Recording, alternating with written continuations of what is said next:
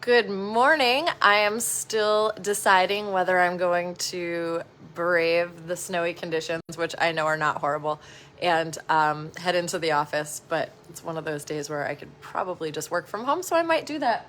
And my assistants definitely would appreciate that. But what I wanted to talk about today, the snow reminded me of a video I did probably 2 winters ago, and I'm going to try to drag that video back up. Gosh, I hope I still have it because it was a good one and it got a lot of attention. And it is why, if you are buying real estate, snowy days and snow out there in general is a good thing for you.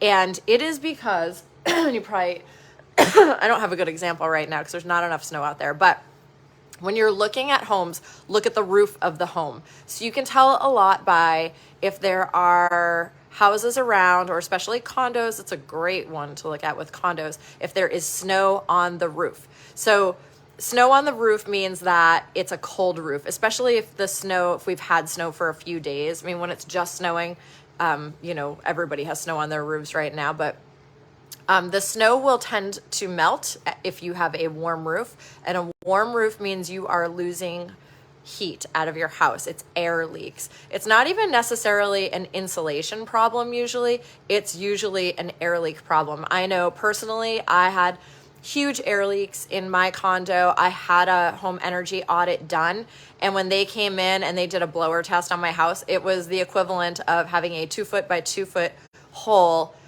an open hole in the side of my house. And that was a fairly new house. It's not like it was an old house. It was pretty new. So they went through and did blown in insulation and sealed all the air holes, and that changed everything. My roof went from never having snow on it to now I always have snow on it. And the second thing is icicles.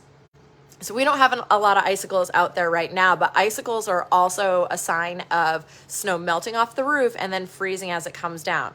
The bigger icicles and more icicles means more heat loss out of a home. So these are things that you should really look at. You can look at when you're out driving around, just look at people's roofs. And if you see a bunch of roofs with snow and then one without snow, generally, unless it's a metal roof that's obviously shed the snow, they're having air heat loss problems. So that's my little tidbit. I'm going to see if I can find that video I did because it was a really good one. I got a lot of feedback from it, and it's just some great advice. It's something that I always look at when I'm driving around in the winter, and maybe you will too now.